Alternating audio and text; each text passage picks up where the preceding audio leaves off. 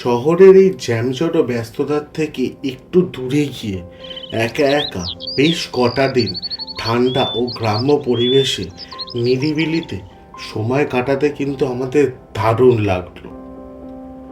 আজ পুরুলিয়া ভ্রমণের অন্তিম দিনে এসে স্মৃতিগুলো নিয়ে বাড়ি ফিরতে একটু খারাপ লাগলেও মনের পাতায় এই স্মৃতিগুলো এক অতুলনীয় ভূমিকা করে নিয়েছে।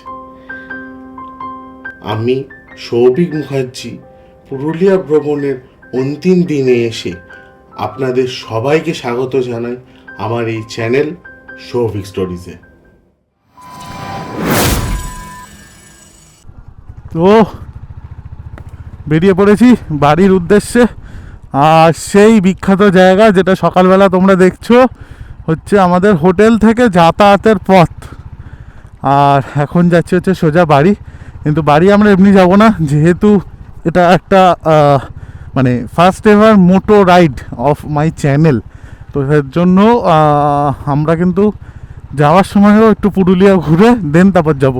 মানে পুরুলিয়া বলতে গেলে আমরা তো একটা অযোধ্যার দিকে এসেছিলাম, অযোধ্যাটা ঘুরেছি। একটু পুরুলিয়ার মধ্যে দু একটা জায়গা না, নর্মালি একটুখানি কাছে পিঠটা ঘুরবো। পুরুলিয়াতেই আমরা লাঞ্চটা সারবো, সেরে ওখান থেকে দুর্গাপুর হয়ে বেরিয়ে যাবো সোজা হচ্ছে বাড়ি, অর্থাৎ সোদপুর। তো চলো তাহলে এখান থেকে বেরোই। আগে এদিকের এইসব অফ রোডগুলোকে পেরিয়ে নিই, মেন রোডে উঠি, তারপর আবার তোমাদের সাথে ব্লগে ফেরত আসছি। চলো, তো এখন উঠে গেছি হচ্ছে মেন রোডে। আমাদের এখানে জায়গাটা হচ্ছে মাঠ বলে একটা জায়গা, তো সেটা পেরিয়ে গেছি। মানে আমাদের ওখান থেকে প্রায় ধরো এই 5-7 মিনিট দূরে। আচ্ছা, এখান থেকে পুরুলিয়া সিটি হচ্ছে 50 কিলোমিটার। তো আমরা এখন যাবো হচ্ছে সোজা পুরুলিয়া সিটি। পুরুলিয়া সিটিতে একটুখানি ঘুরবো, ঘুরে দেন চলে যাবো হচ্ছে আমরা সোদপুর। আমরা কিন্তু জয়পুর ফরেস্টে আর যাবো না, কারণ ওদিকে রাস্তাটা আমরা আসার সময় যেটা দেখেছি অসম্ভব লেভেলের খারাপ। অসম্ভব লেভেলের খারাপ রাস্তা, যেতে আমাদের কোনো প্রকারই ইচ্ছা নেই। আমি এখন সোজা যাব হচ্ছে দুর্গাপুর, আসানসোল দুর্গাপুর এক্সপ্রেসওয়েটা ধরবো। আসানসোল দুর্গাপুর এক্সপ্রেসওয়েটা শুনেছি নাকি খুব ভালো এক্সপ্রেসওয়ে, রাস্তাঘাট মোটামুটি ঠিকঠাক তুলনামূলক। অন্তত জয়পুরের সামনে তো রাস্তা ঠিক আছে, বাট ওখানে আরামবাগ এবং জয়পুরের পরের যে রাস্তাটা, মানে অর্থাৎ পুরুলিয়া ঢোকার আগের যে রাস্তাটা, মানে যে রাস্তাটা বিষ্ণুপুরের দিকে যায়, খুবই খারাপ রাস্তা ওদিকটা। মানে শুধু এরকম রাস্তার মাঝখানে যেখানে ভেঙে গেছে ওখানে ওখানে ইট দিয়ে এরকম করে দিয়েছে, মানে একদমই ঠিকঠাক না। তো ওর জন্যই আমরা প্ল্যান করলাম যে আমরা আসানসোল দুর্গাপুর এক্সপ্রেস হয়ে সোজা দিল্লি রোড হয়ে গো ব্যাক টু হোম। তো চলো তাহলে একটু গাড়িটা টেনে নিই, তারপর আবার সামনে সামনে এটা কী পাহাড় যায় না, অযোধ্যারই কোনো ট্রাইবস। তো টাটা অযোধ্যা, আবার পরে তোমার সাথে দেখা হবে।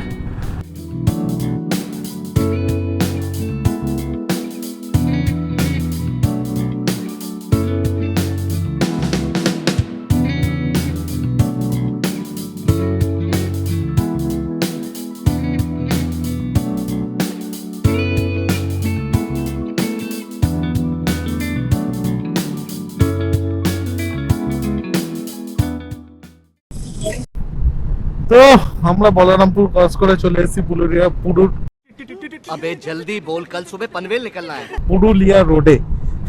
উচ্চটা নিয়ে হচ্ছিল না, পুরুলিয়া রোডে। আর এখান থেকে মোটামুটি এটা হচ্ছে বাঘমুন্ডি পুরুলিয়া এক্সপ্রেসওয়ে। তো এই বাঘমুন্ডি পুরুলিয়া এক্সপ্রেসওয়েতে এখন মোটামুটি ধরো নিয়ার অ্যাবাউট উইদিন 14 কিলোমিটার, মানে 14 কিলোমিটার এটা চালাতে হবে। দেন তারপর আমরা যাবো ঢুকেও পুরুলিয়া। তো এসে উপস্থিত হয়েছে যে পুরুলিয়া সিটির মধ্যে যথারীতি। মানে আমি ভাবছিলাম এখানে হয়তো কিছু ঘুরবো ফিরবো, বাট জেনুইনলি বলতে গেলে আমি যখন গুগল করি তো আমাকে পুরুলিয়া মানে ঘোরার জায়গা বলতে গেলে আমাকে নর্মালি যেগুলো আমরা ঘুরে এসেছি সেগুলো দেখাচ্ছিলো। আর গড়পঞ্চকোটটা, বেসিক্যালি গড়পঞ্চকোট আমি পরে দেখবো, হয়তো দেখি আসন্ন বছরে যদি গড়পঞ্চকোটটা করা যায় নাকি। ওটা খুব সুন্দর জায়গা, এবার যদি এটা পসিবল হয় তো, মানে এখনও আমি জানি না পসিবল হবে কি হবে না। যাই হোক, সেটা তো এখন পুরোপুরি হচ্ছে লাখের ব্যাপার। এখন যেটা মেন ফ্যাক্টর হচ্ছে সেটা আমাদের হচ্ছে যে এখন আমরা যাচ্ছি হচ্ছে বাড়ি, অর্থাৎ সোদপুর। তো যাওয়ার জন্য এখান থেকে দেখাচ্ছে 5 ঘন্টা 43 মিনিট, অর্থাৎ 5.5 ঘন্টার বেশি, 291 কিলোমিটার। তো চলো, ইচ্ছা আছে তো ভেবেছিলাম এখানে একটুখানি রেস্ট নেবো, বাট এখন রেস্ট নেবো না।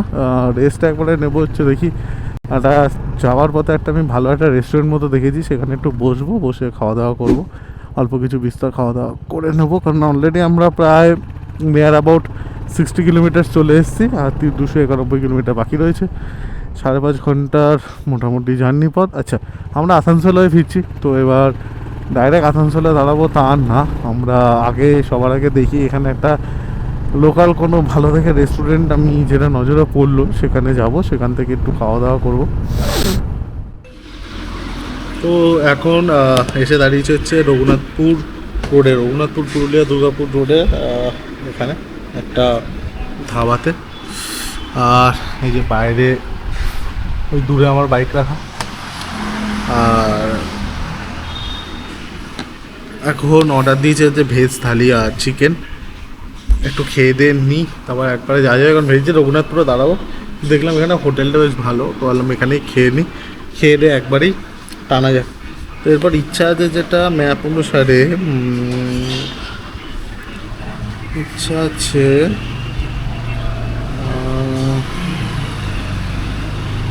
রঘুনাথপুরে একবারে গিয়ে দাঁড়াবো। চল,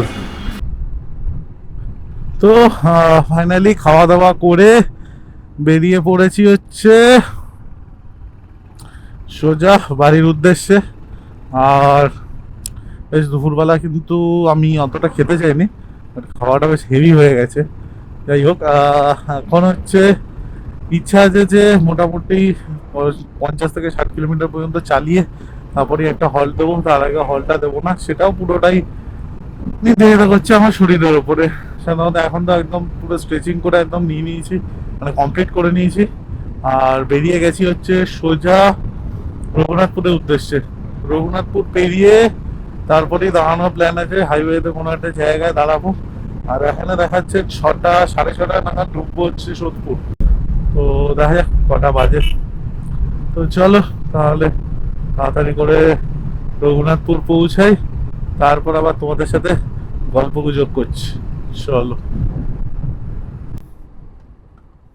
তো আমরা পুরুলিয়াকে টাটা বাই বাই করে এখন পৌঁছে গেছি হচ্ছে রানীগঞ্জ, অর্থাৎ মানে এখান থেকে রানীগঞ্জ আর হচ্ছে দেখলাম 42 কিলোমিটার।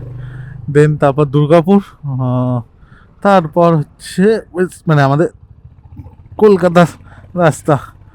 তো আর হচ্ছে এই মানে বেসিক্যালি রোডটা এটা হচ্ছে পুরুলিয়া দুর্গাপুর রানীগঞ্জ রোড বলা হয়, এক্সপ্রেসওয়ে, নট এক্সপ্রেসওয়ে, মানে হাই রোড।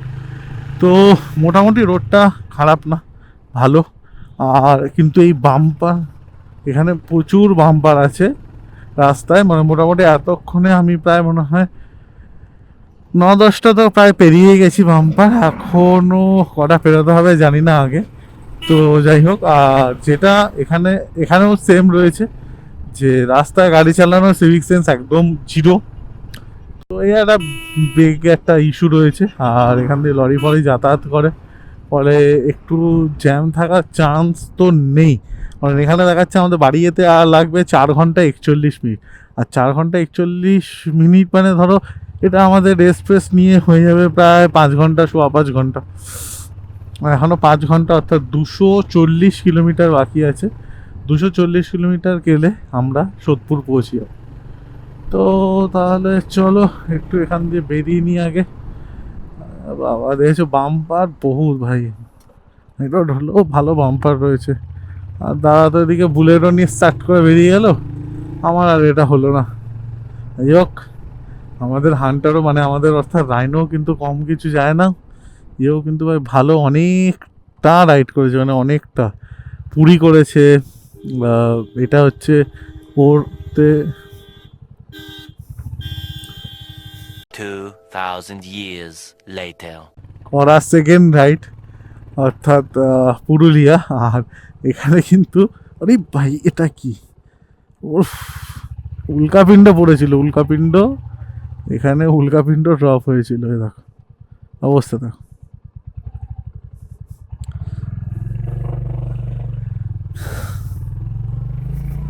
নৌকা ফিল্ড ড্রপ হয়েছিল, তাই এরকম অবস্থা। তো চলো তাহলে যাওয়া যাক সোজা রানীগঞ্জের দিকে।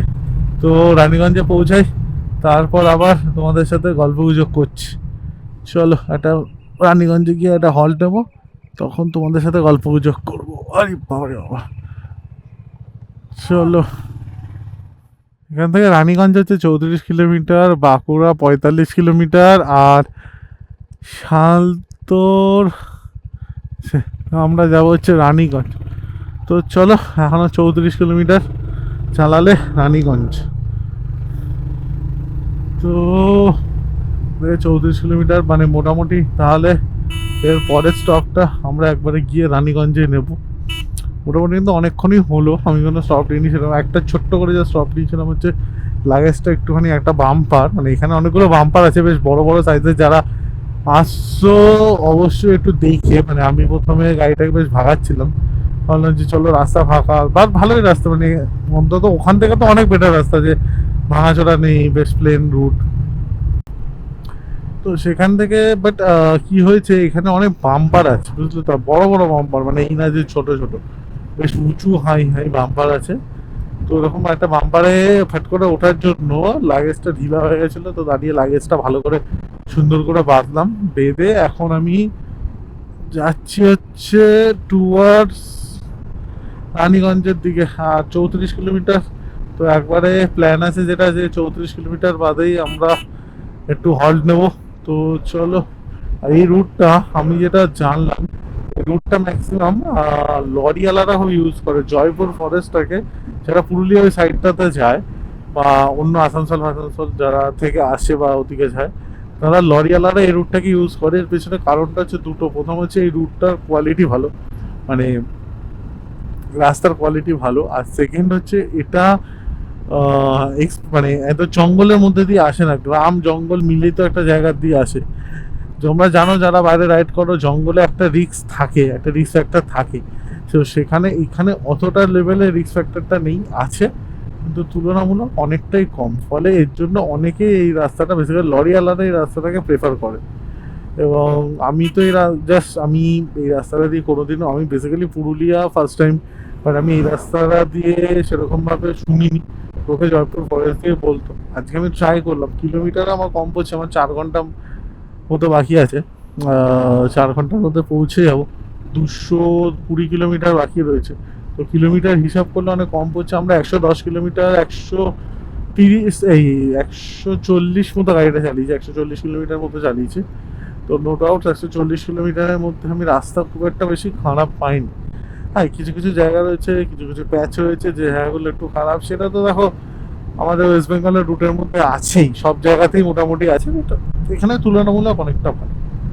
তো চলো, তোমরা একটু সিনেম্যাটিক শটের মজা নাও। চলো,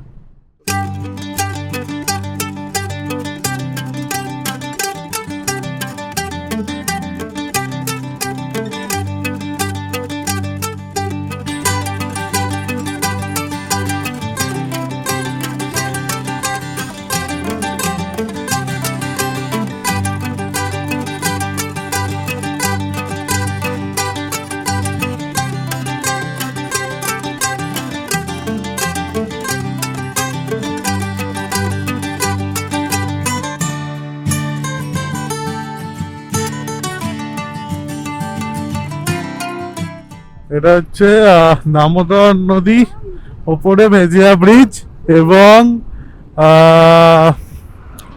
মানে এখন তো দামোদর একদমই শুকনো, এখন তো একদমই জল নেই বলতে গেলেই চলে। বর্ষাকালে এর রূপ মানে বলার মতো কিছু নেই। এবং এটা দামোদর নদীর উপরে মেজিয়া ব্রিজ, এবং আমরা এখন রয়েছে হচ্ছে রানীগঞ্জ, আর যাচ্ছি টুয়ার্ডস এদের বাড়ি। আরে বাপরে বাপরে বাপরে বাপ, এদের বাড়ি সোদপুর। গিয়ে সামনে কোথাও একটা চায়ের দোকান থেকে দাঁড়াবো, তখন তোমাদের সাথে আবার কথা বলছি, দাঁড়াও। তো এখন প্রায় ঘড়িতে বাজে 5:30 মতো, আর পুরোপুরি অন্ধকার হয়ে গেছে, মানে শীতকালে মারাত্মক প্রভাব। জ্যাকেট ট্যাকেট পরে নিয়েছি। আর এখনো বাকি প্রায় 110 কিলোমিটার, যেটা যেতে এখানে সময় দেখাচ্ছে 2 ঘন্টা লাগবে, কারণ ওদিকটা জ্যাম পড়ে, ডানকুনির পর থেকে জ্যাম পড়ে। এখন 6টা বাজে, আর মাঝখানে আমরা একটা জায়গায় দাঁড়িয়েছিলাম লাগেজটা ঠিক করতে। মানে লাগেজটা বেসিক্যালি একটুখানি এদিক ওদিক লাগছিল আমার, তো সেটাকে ঠিক করলাম। যাই হোক, এখন তো ভালোই বেশ এদিক ওদিক দিয়ে লরির মাঝখান দিয়ে কাটিয়ে চলছে। গাড়ির একটা 80 মতো স্পিডও মেনটেন রয়েছে। একটা জিনিস যেটা ভালো, যে খুব একটা বেশি এই দিল্লি রোডে একটা জিনিস যেটা বেসিক্যালি বরাবরই ভালো, যে খুব একটা বেশি ডিভাইডেশন নেই। খুব কম যদি কাজ হয় তাহলে ডিভাইডেশনটা পড়ে, সেটাও খুব তুলনামূলক কম হয়। হয়তো ধরো পুরো হয়তো তোমার 100 কিলোমিটারের রুটে একটা কি দুটো কি তিনটে ম্যাক্সিমাম হতে পারে, বেশি হয় না। তো ওর জন্য গাড়ির একটা 80 তুমি স্পিড মেনটেন করে চলতে পারো। আমি সাধারণত 80 স্পিডটা এই রোডে মেনটেন করে চলি, কারণ এর থেকে বেশি আমি যাই না। এর পেছনে 2-3টে কারণ আছে। আমার গাড়িতে 80 একটা ক্যাপেবল স্পিড, যেটাতে আমি ব্রেকিং করলে আমার গাড়ি দাঁড়াবে, মানে কোনো প্রবলেম ছাড়া। সেকেন্ড হচ্ছে যে এই স্পিডে একটা সবচেয়ে বড় বেনিফিট রয়েছে আমার, যে আমি যে কোনো ওভারটেক খুব ইজিলি করতে পারবো। প্লাস আমি ব্রেক করে সে যদি আমার জায়গা না দেয়, তো আমি ব্রেক ইউজ করে আমি গাড়িটাকে নিজে রাস্তা করতে পারবো, নিজে কন্ট্রোলে রাখতে পারবো। আর ইনকেস এনি এদিক ওদিক কোনো ইস্যু, আমি গাড়িটাকে নিজের কন্ট্রোলের মধ্যে রেখে বার করতে পারবো। এই তিনটে খুব বড় বেনিফিট থাকে। বেসিক্যালি বেনিফিটটা থাকে স্পিডের। তো সেখান থেকে আমি ওর জন্য এটাকে এই মেনটেনটা করি, 80 থেকে 90-এর মধ্যে মেনটেন করি, এর থেকে বেশি আমি যাই না। এটা খুব একটু টানার প্রয়োজন হলে তখন 90-তে নিয়ে গেলাম, না হলে ম্যাক্সিমাম 80।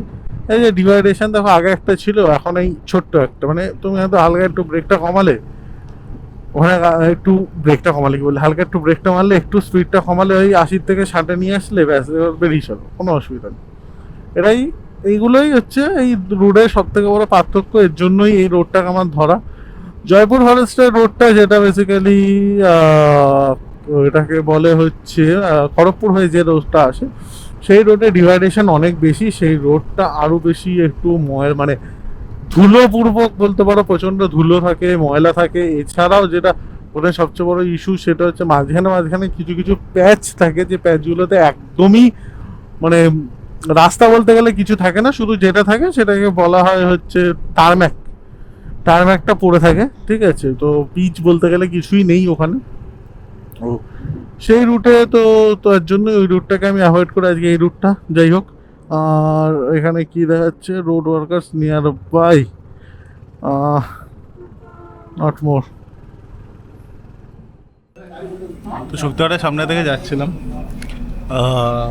যাওয়ার সময় ব্রিজটা জাস্ট ক্রস করেছি। শক্তিগড়ে ব্রিজটা ক্রস করে দেখি ল্যাংচার দোকান, তো ভাবলাম কোনোদিন তো খাইনি, চলে আসি একটা খেয়ে টেস্ট করে দেখি। তো ল্যাংচার সাথে সাথে সীতাভোগও নিয়ে নিচ্ছি, তো টেস্ট করে দেখি।